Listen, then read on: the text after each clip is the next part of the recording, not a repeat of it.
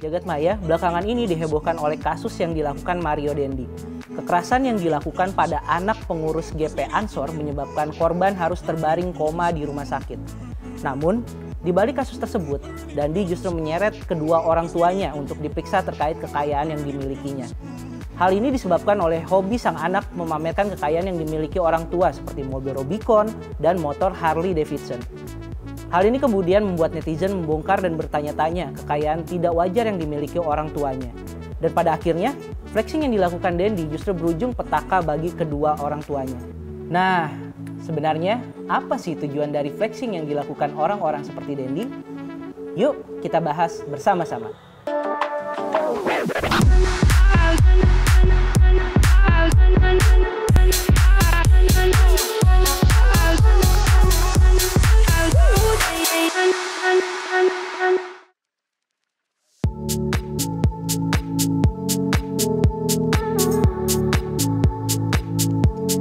Flexing atau pamer kekayaan memang terus meramaikan jagat media sosial belakangan ini. Sebut saja akun seperti @donisalmanan, @john_lbf, @siskakol, dan @indrakens. Mereka seringkali memamerkan harta kekayaan yang dimiliki melalui akun media sosial masing-masing. Nahasnya, Doni Salmanan dan Indra Kents harus berujung masuk bui karena terseret kasus penipuan binary option. Dengan melihat banyak influencer yang melakukan hal itu, bahkan sampai anak pejabat seperti Mario Dandi juga melakukannya. Nah, sebenarnya apa sih tujuan dari flexing? Biasanya flexing dilakukan influencer sebagai salah satu strategi marketing untuk menarik perhatian calon konsumen yang akan menggunakan jasa atau produk yang mereka jual. Selain itu, kepuasan diri seperti menunjukkan kredibilitas atau kemampuan, menunjukkan status sosial, sampai mendapatkan pasangan menjadi latar belakang banyak orang yang pada akhirnya melakukan flexing.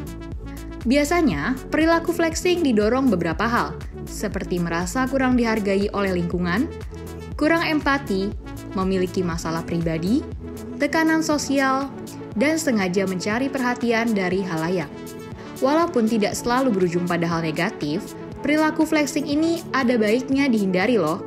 Karena tidak semua masyarakat menyukai ini dan lebih berbahaya lagi jika kebencian dari netizen atau masyarakat ini justru mendorong kalian berakhir masuk bui. Nah, ada nggak sih sebenarnya cara mengendalikan perilaku flexing?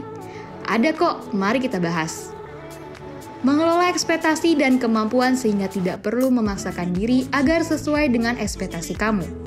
Mengontrol diri dalam menunjukkan hal-hal yang terjadi pada diri kamu dan pikirkan dampak baik serta buruknya sebelum melakukan flexing. Mengubah mindset dengan fokus memahami diri mengenai kekuatan dan kelebihan yang kamu miliki daripada fokus untuk pamer.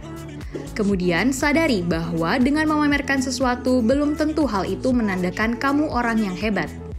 Nah, sebelum melakukan flexing, coba pahami bagaimana tanggapan orang lain tentang apa yang kamu lakukan. Apakah orang tersebut akan terganggu atau tersinggung? Alih-alih memamerkan segala hal yang kamu miliki, alangkah baiknya untuk lebih fokus menikmati setiap momen dari kegiatan yang kamu ikuti, baik bersama keluarga, teman, ataupun diri sendiri. Bagaimana? Sekarang sudah tahu kan apa itu flexing dan cara menghindarinya? Fenomena flexing ini memang tidak selalu bertujuan negatif, tetapi tidak salah juga jika kita menghindari hal-hal tersebut. Lalu, bagaimana jika di sekitar kita ada yang melakukan flexing?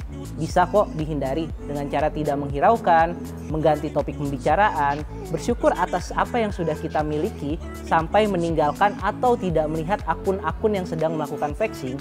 Hal ini penting dilakukan loh untuk menjaga kesehatan diri kita sendiri dan mencegah dari rasa iri dengki melihat pencapaian orang lain. Nah, untuk para generasi muda nih, daripada pamer harta, yuk kita berkarya. Saya, Imam Fadrian Rahmat dan tim Litbang Media Indonesia pamit undur diri. Saksikan terus konten Jeda, Jendela Data setiap Selasa hanya di YouTube Media Indonesia.